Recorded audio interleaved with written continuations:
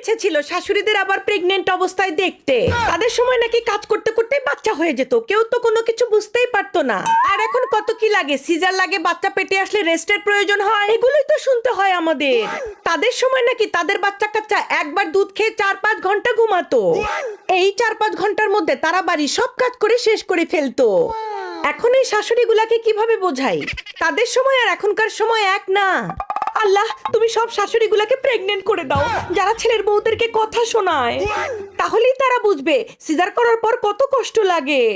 আর যখন দেখবে বাচ্চা দুধ খাওয়ার পর 20 মিনিট না যেতেই আবার উঠে পড়ে, কোল ছাড়া তারা বিছানায় ঘুমাতেই চায় না, তখন তারা বুঝবে এখনকার মায়েদের কত জ্বালা।